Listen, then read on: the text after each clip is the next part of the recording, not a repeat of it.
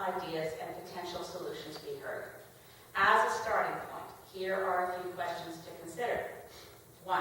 What steps should the government take to strengthen the accountability of Canada's national security institutions? 2. Preventing radicalization to violence helps keep our communities safe. Are there particular prevention efforts that the government should pursue? 3. In an era in which the terrorist threat is evolving, does the government have what it needs to protect Canadian safety while safeguarding rights and freedoms? 4. Do you have any additional ideas or comments on topics raised? And again, the deadline for comments is by December 1st, and the consultation questions and further documents can be found online at canada.ca National Security Consultation, and that's the direct email address. So I appreciate your patience as I walk through some of the concerns around this. I'm very glad that the topic has come up for review. I'm troubled that the window for public consultation is quite brief, but that's why I'm grateful to so many of you for coming out tonight. I would be grateful if you would, if you're using Facebook, or if you have email addresses for friends who you know were concerned about C-51, letting people know that if they were against C-51 in 2015 when it was first raised, we've got a window to push the new government to do far more to deal with the threats to the Act, the threats posed by the Act, and to ensure that our intelligence agencies and security agencies are forced by additional legislation to communicate with each other, cooperate with each other, and not just to rely on the new parliamentary committee to make sure that happens. So that's my way of walking through all of this, and I'm sorry for not having more to give you by way of walking through the online materials, but I figured I'll be happy we're taking notes of everything you give us tonight, and I'll be taking them back to the Minister of Justice and Minister of Public Security. Yeah, yes.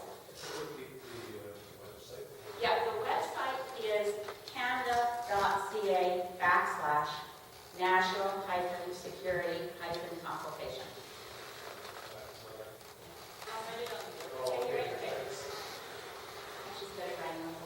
Any other questions? Yes. Maybe dumb question. There are no dumb questions. Thank you. What does this cost Canadian taxpayer? Oh, that's a very good question. It's I have to look at the and find their budget by Googling. They have an expanded budget after C-51. Here's the website. The more important question is if you get rid of all the census, what happens? Oh, you would end up having you'd end up having the RCMP expand to do intelligence gathering. You know, I think intelligence gathering is an important function. Every government needs to have an intelligence gathering agency. But right, okay. So its budget for 2014 to 2015 was $516 million. 516 million.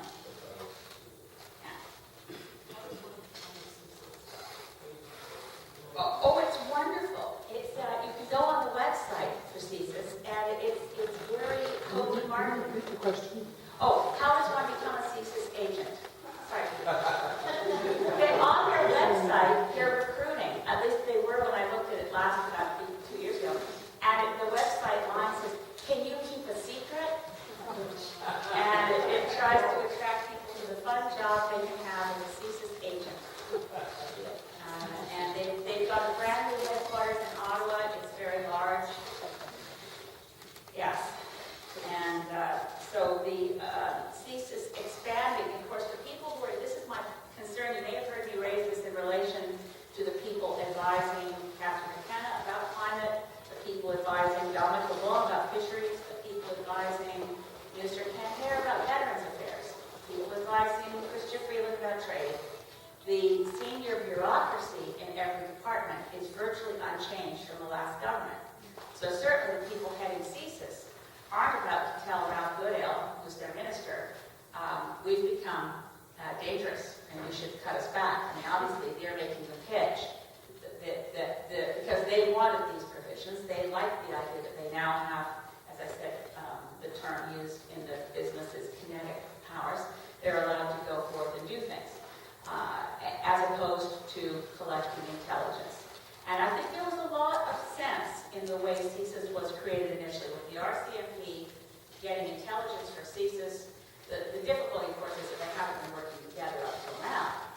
But one of the things that the public document for consultation does reference is that they want to make use of the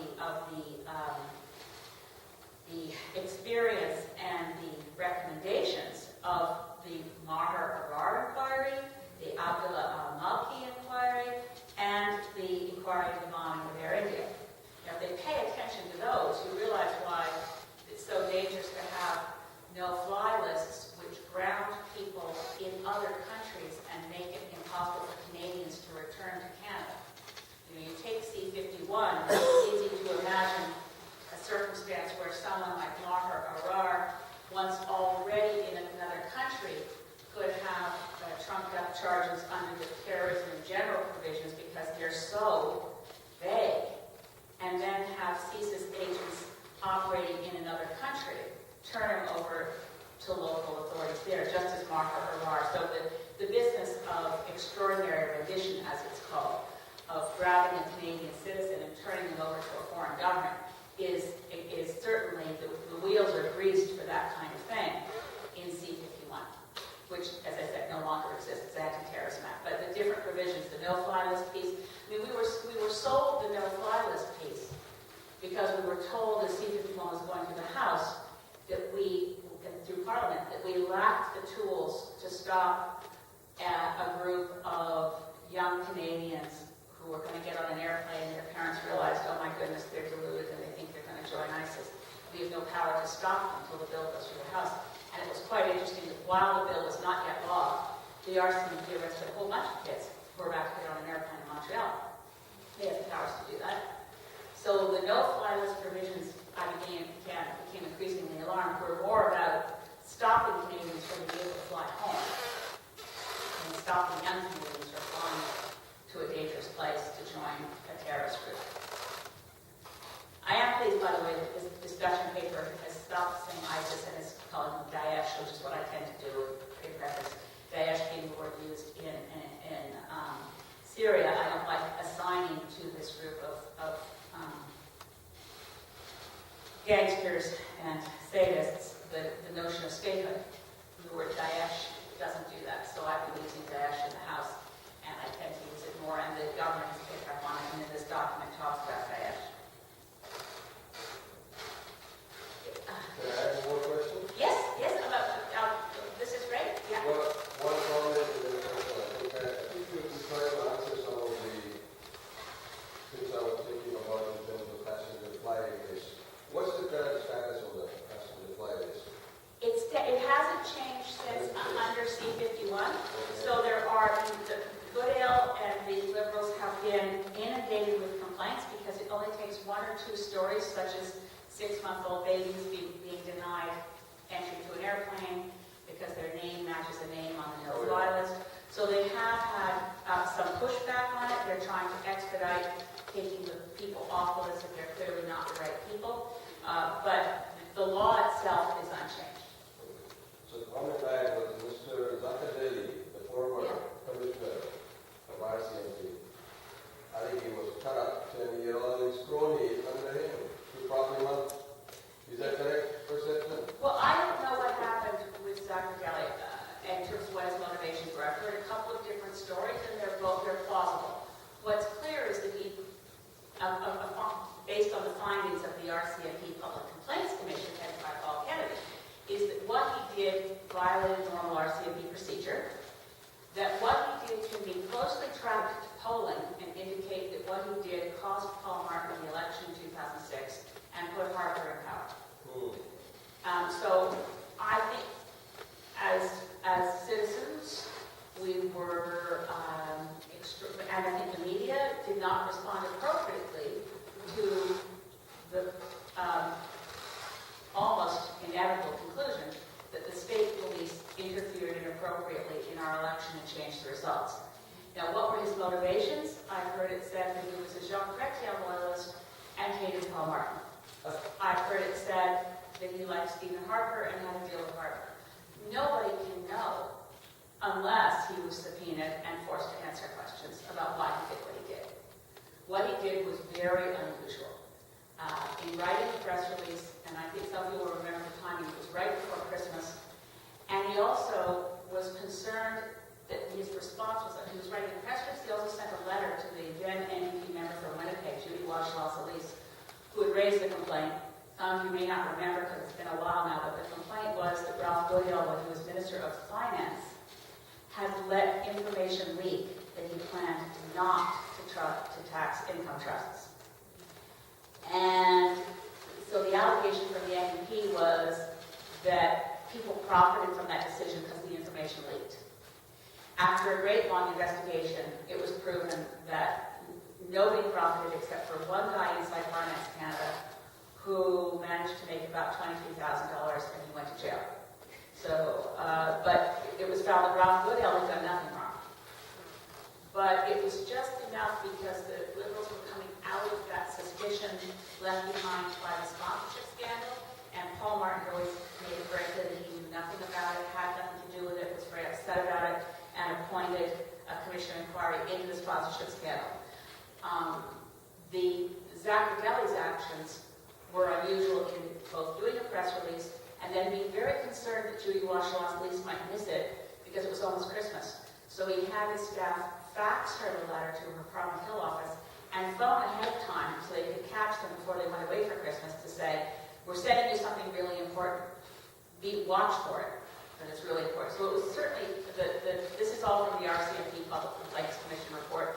I wrote about it in my second to last book, that's why I remember the details, because it shocked me. It absolutely shocked me to my core that we could have had the commissioner of the RCMP violating RCMP rules in so many ways and not having any kind of media follow-up, not wondering if it affected our election results, and left only with the Public Complaints Commission with no ability to get Zaccardelli to testify. But again, the RCMP Public Complaints Commission, which has now changed its name, I keep forgetting what its new name is, I'll look at it again, but it still doesn't have any powers of subpoenas. So, yeah, it's now called the Civilian Review and Complaints Commission. So I saw a hand over here, I think, in this area. I saw somebody know.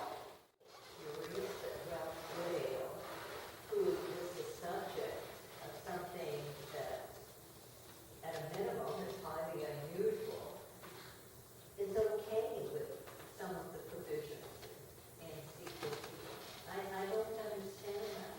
I don't either. And we don't know that he's okay with them. We do know that, and he's also an experienced minister. Unlike much of the cabinet, Goodale has a lot of experience. So I think we need to work on him harder and remind him of some of the issues of public security and making these guys talk to each other and getting rid of C-51 more thoroughly. I think the Liberals find themselves in something of a box because they voted for C-51.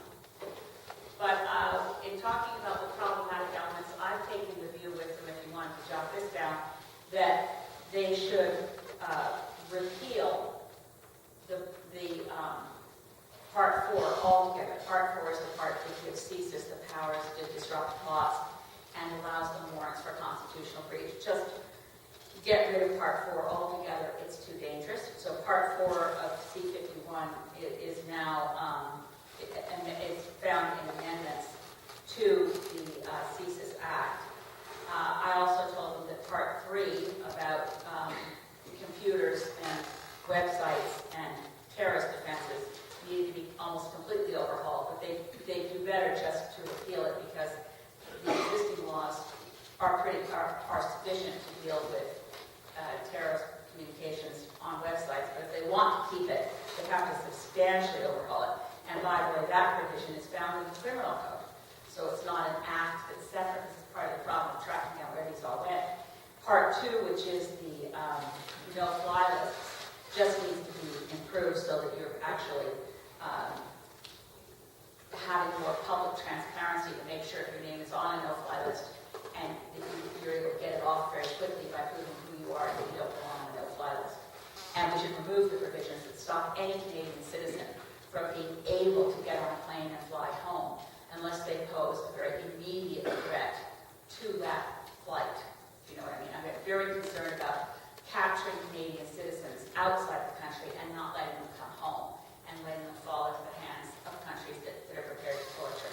So there's very little in this act I would keep. The first part of it, though, which is called Security of Canada Information Sharing Act, just needs to be amended. That's part one of this, which says that any of the information about security held by any entity within the Government of Canada can be shared with others, and not just within Canada, but they're also allowed to share with the actual languages any person for any purpose.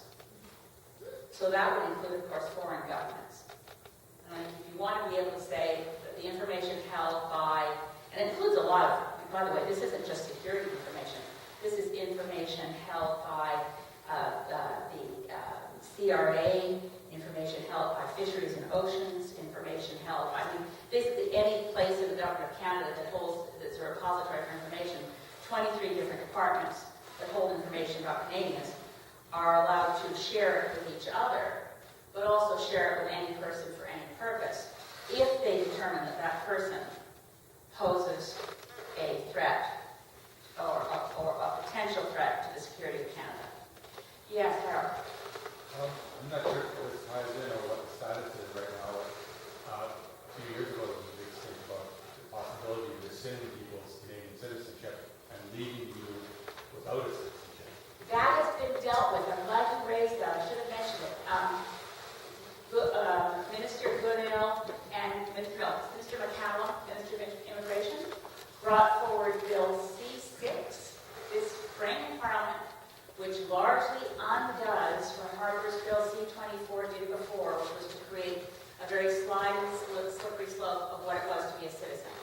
It isn't a complete and perfect fix of everything that was done in C-24, but it basically establishes once again that citizenship is not a mutable concept. The only way your citizenship can be stripped is if you obtain citizenship by fraud.